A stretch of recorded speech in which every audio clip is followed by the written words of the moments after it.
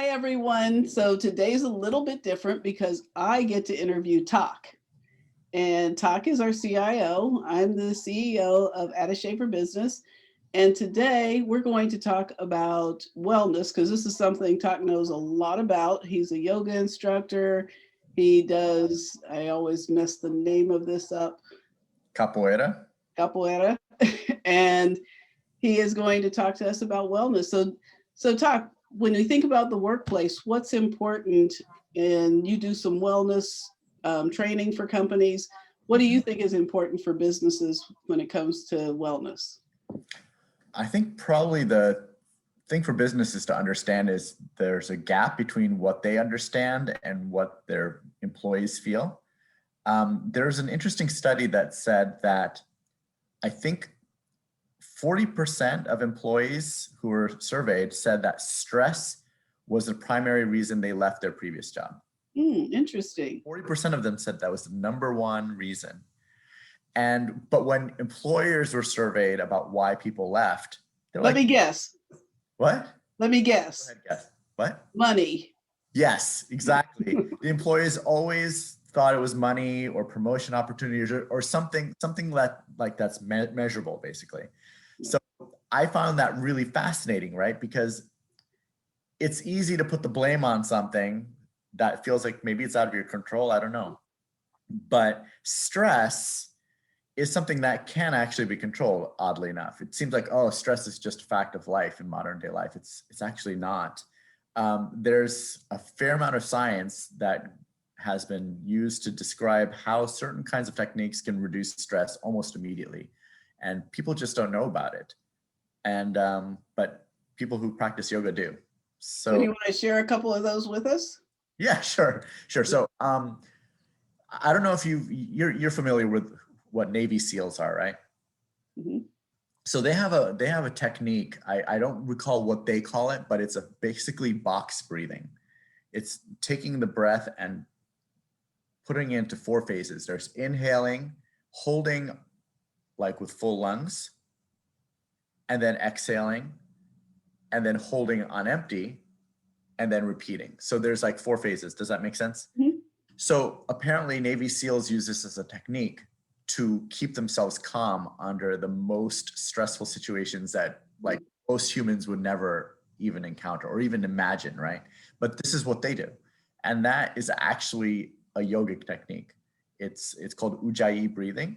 It's basically called victorious breath, oddly. So you can see why. It basically allows people to manipulate their own nervous system. Because, well, think about your nervous system. Like what are the parts of your nervous system that you can control? You can control movement, right? You can do stuff like that. Can you control the rate of your heart? Maybe, right? Yeah. Most people would say, no, of course not, because it's considered part of the autonomic nervous system. There's one sort of part of the nervous system which is called autonomic because it's automatic, right? It's like the stuff that you don't control. It's the breathing, it's the heart rate, it's the blinking. There's things that just happen without you thinking about. Digestion. Then there's the parts of your nervous system where you get to control, like, oh, my fingers, fine motor skills, gross motor.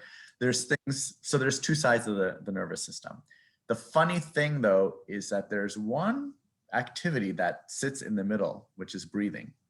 Right? Because normally you don't have to think about breathing, and yet you can control it. So in some ways it's like a back door to your autonomic nervous system. So what people can do is decide, I'm going to breathe as though I'm calm, right? This box breathing that the Navy SEALs use. And basically it taps into the nervous system and it slows everything down and it convinces your body that everything is fine. It's amazing, sounds like magic, and yet it's science.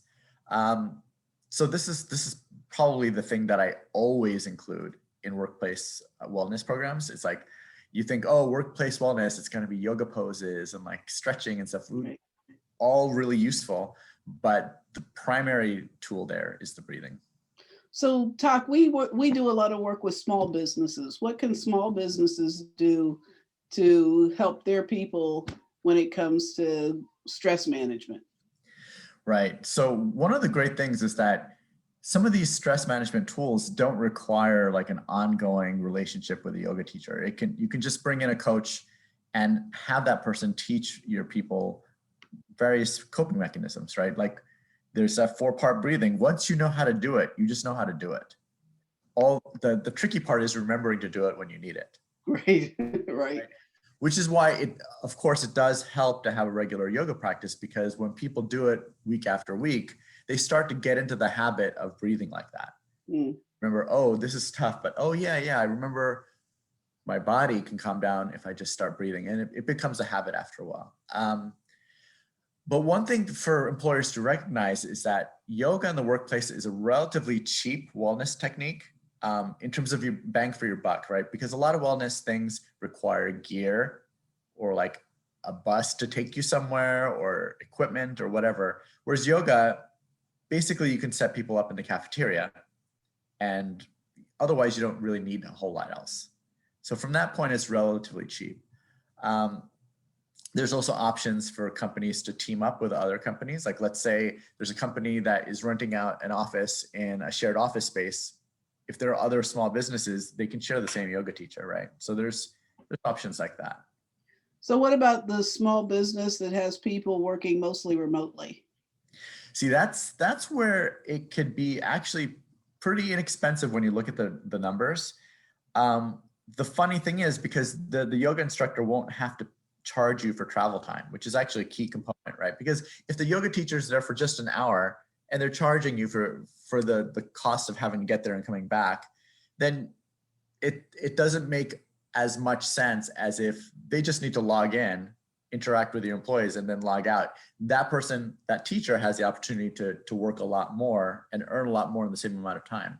So you don't have to pay quite as much. But also just in general, it's a lot of bang for your buck, just because there's a lot of statistics in terms of how much money employers are losing.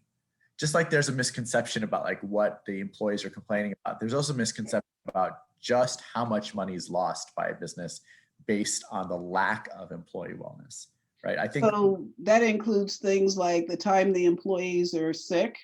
Exactly. As well as healthcare costs if they're offering benefits. Exactly. So those are the huge obvious ones, right? But there's like these hidden costs as well, because when somebody's stressed out, remember I was talking to you about the nervous system, the automatic part of the nervous system. There's two parts of it. There's this, the sympathetic nervous system and the parasympathetic nervous system. When people are stressed out, they are active in the parasympathetic side of the nervous system, which is the fight and flight, which is great if you want to get your employees into cage fighting. But if you want them to concentrate or learn or to build skills, it's terrible, because the blood rushes out of the brain when it's under stress. If you bring employees under a state of rest and relaxation, they are primed to learn quickly, they're more mentally focused, and you might see that it's a hidden thing, but they're working more effectively in the hours you're paying them for. So this also goes along with emotional intelligence, and when they talk about the amygdala being triggered and things like that, is that all part of the same thing? Oh yeah. It's funny. There's been a lot of studies that show that when an employee is like maybe put down by their boss, the hormone response of the body is almost exactly the same as if like a tiger had jumped out. It's considered a threat, right? And it kind of makes sense when you really think about it, because a person's job is their livelihood and maybe their sense of self. And when somebody threatens that, it's basically threatening their way of life. Well, this is really interesting talking. And maybe we need to come back to it again, and maybe you can show us some yoga moves next time or something. Yeah, that would be fun. So do you have anything else that you want to share? Well, maybe we could just close for people here. Just that four-part box breath. I can just walk us through just one or two cycles of it. Okay, great. All right. So if it's comfortable to close the eyes, you can go ahead and do that, but you don't have to. You could just kind of glaze over so you're not like distracted by the things around you at first. And at first, you're just going to pay attention to how the breath breathes on its own when you're not controlling it.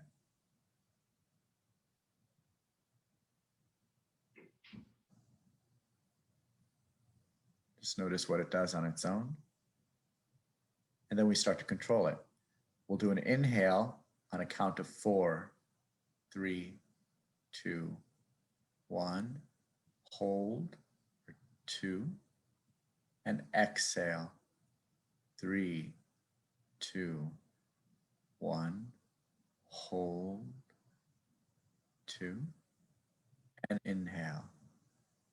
3, 2, 1. Hold. 2. Exhale. 3, 2, 1. Hold. And continue one more cycle on your own.